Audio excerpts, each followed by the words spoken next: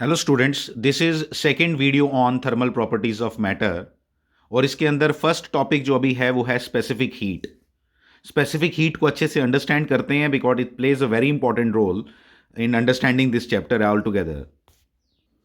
Specific heat of a substance is defined as the amount of heat required to raise the temperature of unit mass of substance through 1 degree. इसका क्या meaning हुआ, इसको समझते हैं।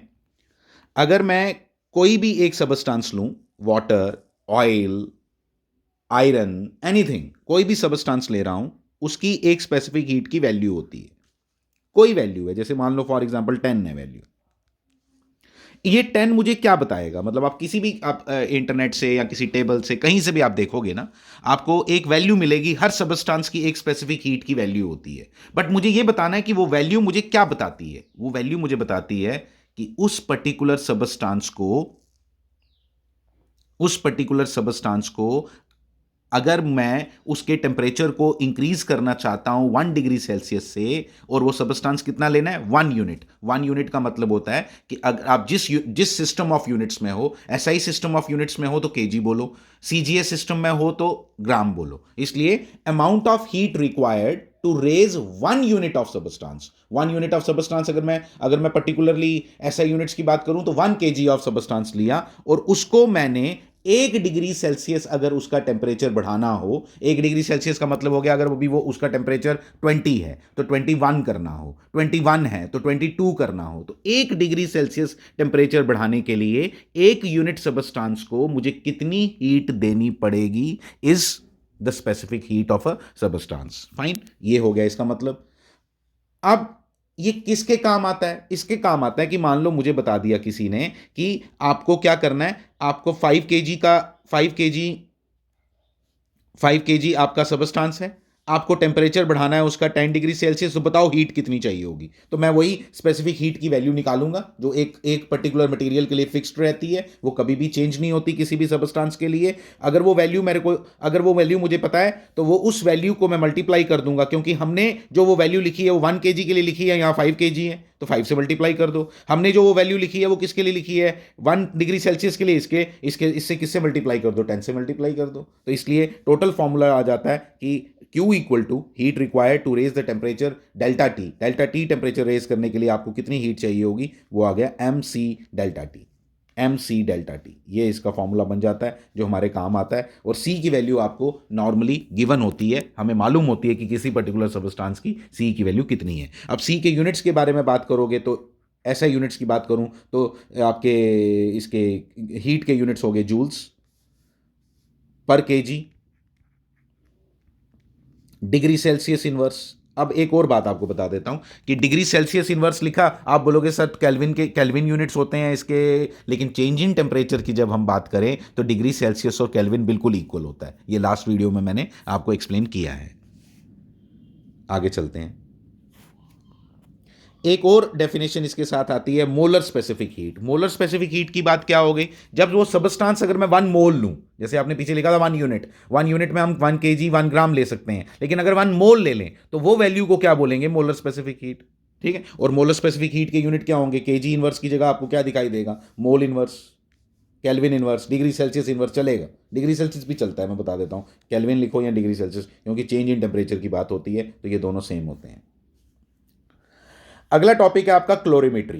क्लोरीमेट्री की अगर मैं बात करूं तो क्लोरीमेट्री क्या है, calorimetry is a branch of physics which deals with the measurement of heat is called क्या, क्लोरीमेट्री। क्लोरीमेट्री मतलब किसी एक सबस्टांस के अंदर कितनी हीट स्टोर्ड है, वो अगर मुझे फाइंड करनी है कि उसके अंदर कितनी हीट है, वो अगर मुझे फाइंड करना, तो हम ये कॉन्सेप्ट यूज करते हैं क्लोरीमेट्री का। क्लोरीमेट्री का कॉन्सेप्ट यूज करने के लिए आपको क्या करना पड़ता है, आपको एक एक मेटल का कंटेनर लेना है, लेकिन उसको आपने एक इंसुलेटेड कंटेनर के अंदर, सिलेंडर के अंदर बंद कर देना है। कॉपर का कंटेनर है लेकिन उसको हमने बंद कर देना है एक वुडन केस के अंदर। उसके अंदर 2 होल्स रखने हैं, एक स्टरर के लिए, ये स्टरर है, स्टरर मतलब हिलाना है आपको उसको यूनिफॉर्मली, तो उसके लिए आपको स्टरर चाहिए, आपको एक थर्मोमीटर चाहिए, इसके अंदर आपने वाटर डाला होगा फॉर एग्जांपल, ठीक है, वाटर डाला होगा और वो सबस्टांस डाल दो, और वो सबस्टांस डाल दो जिसका हीट कंटेंट आपने निकालना है। जैसे ही उसको इसके अंदर डालोगे तो ये हीट लूज़ करेगा। ये हीट जो लूज़ करेगा वो सराउंडिंग में तो हमने जाने नहीं दी, क्योंकि हमने इंसुलेटेड बनाया है इसका सारा। तो वो सारी की सारी हीट किसके अंदर चली जाएगी? वाटर के अंदर। अब वाटर की स्पेसिफिक हीट हमें मालूम होती है, उसका उसका टेम्परेचर कितना इंक्रीज़ किया वो हमें पता चल जाएगा। तो जितनी हीट इसने लूज़ की उतनी हीट इसने गेन कर ली। तो हम हीट गेंड बाई वाटर निकाल लेंगे फॉर्मूले से, Q equal to M C delta T से, जिसमें C किसका यूज़ करेंगे? वाटर का।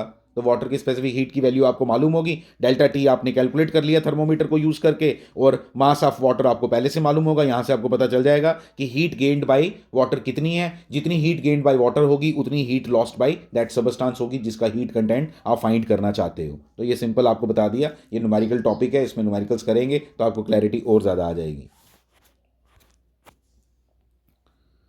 चेंज ऑफ स्टेट आपका नेक्स्ट टॉपिक है, ये आप रीड करोगे जो मैंने आपको भी बताई, ठीक है। और यहाँ पे आ गया आपका change of state. Change of state की क्या बात है? चेंज ऑफ स्टेट हो गया, मालूम है आपको चेंज ऑफ स्टेट, जैसे सॉलिड लिक्विड में कन्वर्ट कर जाता है, लिक्विड जो है वो गैसेस में कन्वर्ट कर जाता है, गैसेस जो हैं वो लिक्विड बन जाती हैं, लिक्विड जो है वो सॉलिड बन जाता है। इस फिनोमिना को हम क्या बोलते हैं? Change of state. तो चेंज ऑफ स्टेट की अगर मैं बात करूं तो सबसे पहले हमने यहाँ पे बात की हुई है मेल्टिंग को लेके। अगर मैं मेल्टिंग को लेके बात करूं तो आप ध्यान से सुनना जरा। मेल्टिंग पॉइंट होता है एक ऐसा टेम्परेचर जिस टेम्परेचर पे आपका कोई भी सबस्टांस जो है वो मेल्ट करके लिक्विड बन जाता है। Solid convert the temperature at which the solid state of a substance changes into the liquid state is known as melting point. लिखा हुआ है यहाँ, the melting point of the substances, the melting point of दो substances which expand on melting.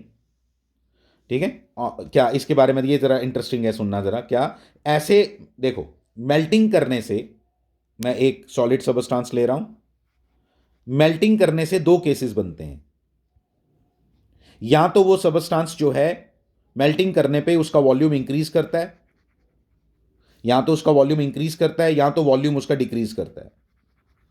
या तो उसका volume increase करता है, या तो उसका वॉल्यूम डिक्रीज करता है। ऐसे सबस्टांसेस जिनका वॉल्यूम इंक्रीज करता है, ऐसे सबस्टांसेस जिनका वॉल्यूम मेल्टिंग करने पे इंक्रीज करता है,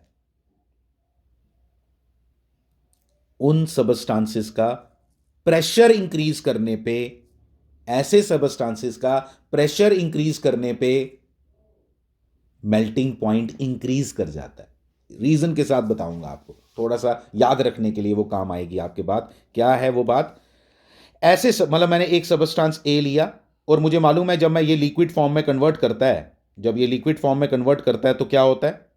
जब ये लिक्विड फॉर्म में कन्वर्ट करता है तो इसका वॉल्यूम बढ़ जाना है।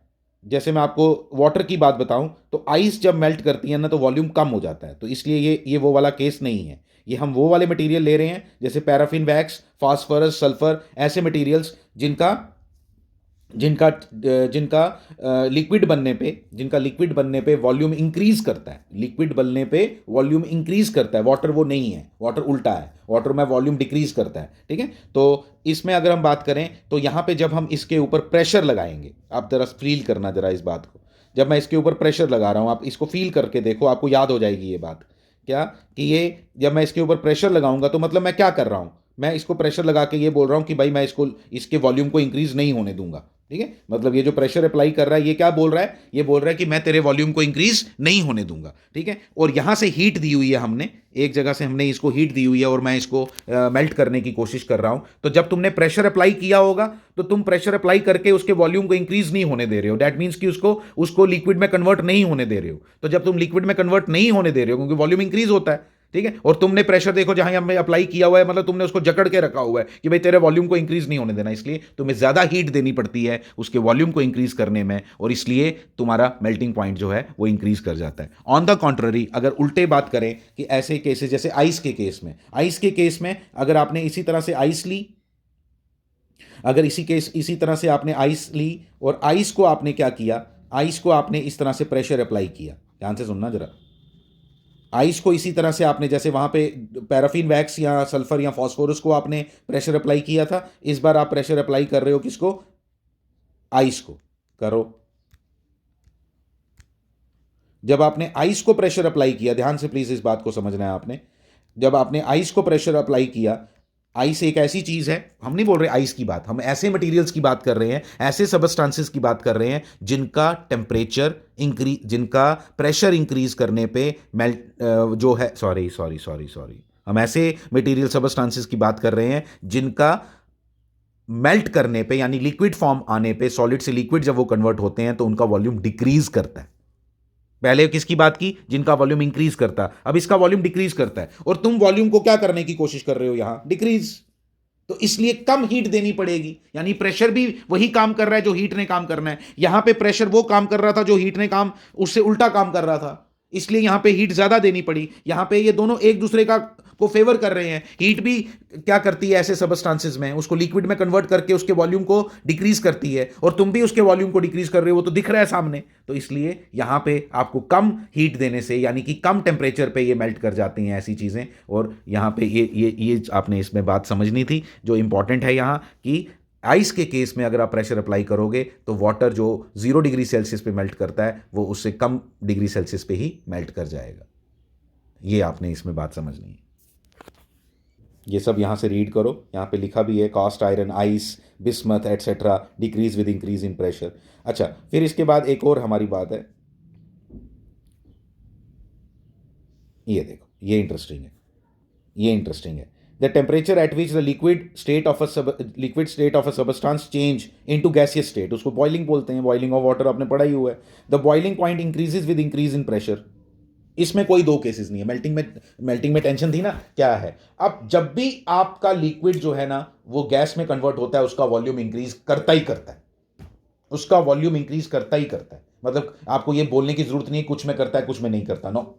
बॉइलिंग के केस में, यानी कि जब लिक्विड जो है वो गैसेस में कन्वर्ट करता है, लिक्विड जो है वो गैसेस में कन्वर्ट करता है, गैसेस स्टेट में कन्वर्ट करता है, तो उसका वॉल्यूम इंक्रीज करता ही करता है। दैट मीन्स कि जब उसको आप प्रेशर अप्लाई करोगे, जस्ट इमेजिन, जब उसको आप प्रेशर अप्लाई करोगे तो आप उसके वॉल्यूम को इंक्रीज नहीं होने दे रहे हो, नहीं होने दे रहे हो तो ज़्यादा टेम्परेचर लगेगा उसको बॉईल करने में। समझो इन बातों को जो मैंने बोली, ठीक है? तो इसलिए नहीं तो याद रखो, नहीं तो याद रखो, सिंपल बात ये बता देता हूँ। मैंने तो याद करने के लिए आपको ये प्रेशर वाला जो फिनोमिना पीछे समझाया कि प्रेशर इंक्रीज करने पे क्या होता है, हम वॉल्यूम को इंक्रीज नहीं होने देते हैं। समझ आई बात? हम उसके वॉल्यूम को डिक्रीज करते हैं, सिंपल ये ऐसे बोल लो, हम उसके वॉल्यूम को डिक्रीज करने की कोशिश करते हैं। तो हम जब उसके वॉल्यूम को डिक्रीज करने की कोशिश करते हैं बॉइलिंग के केस में, लेकिन बॉइलिंग से तो वो उसका वॉल्यूम बढ़ना चाहिए, ठीक है? इसलिए ज़्यादा हीट देनी पड़ती है उसको बॉईल करने में। इसलिए बात सुनना, यहाँ पे एक इंपॉर्टेंट बात आपको बताऊंगा। प्रेशर कुकर के अंदर हम लोग क्या करते हैं, एक्चुअली क्या होता है वाटर के अंदर, कि जिस समय तुम वाटर को बॉईल करते हो ना तो उसका टेम्परेचर इंक्रीज करता है 70 degree Celsius, 80 degree Celsius, 90 degree Celsius, लेकिन 100 के बाद उसका टेम्परेचर इंक्रीज करना बंद कर जाता है, दो आप हीट दे रहे होते हो।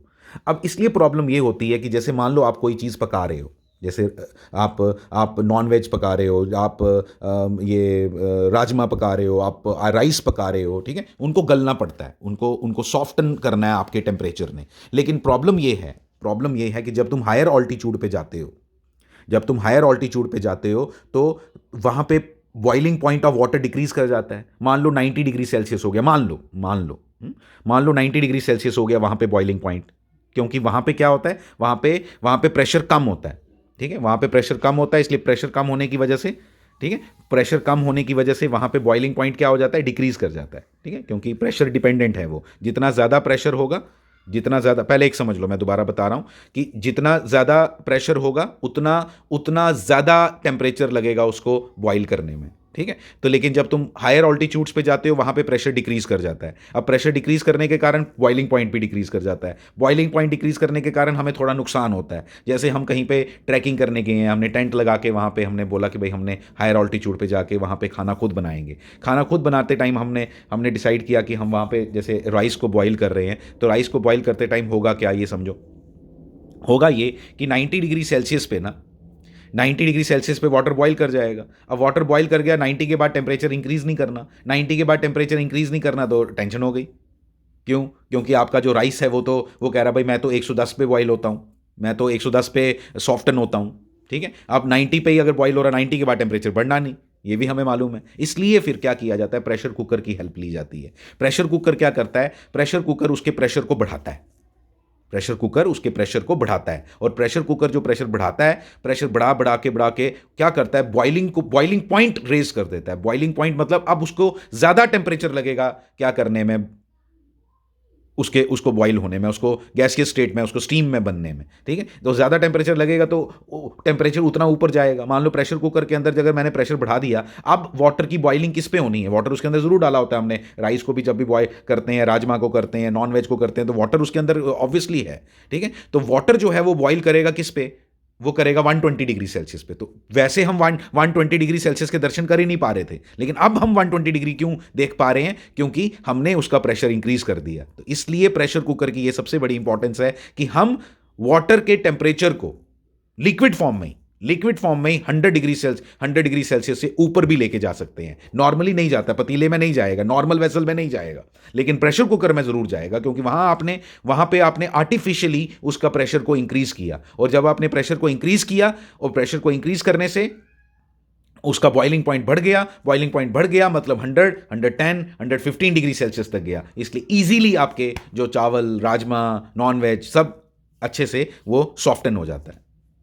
आपने गलाना है ना उसको, कहते हैं ना गल गया या नहीं गल गया, उसकी बात कर रहा हूं मैं आपके साथ, ठीक है। तो ये इसमें इंपॉर्टेंट था प्रेशर कुकर की कहानी, इसलिए प्लीज़ ज़रा इस अच्छी चीज, इन सब चीज़ों को बड़े अच्छे से समझना है आपने। फिर अगला टॉपिक है आपका लेटेंट हीट, ठीक है। लेटेंट हीट को हम नेक्स्ट टाइम लेंगे। Thank you very much.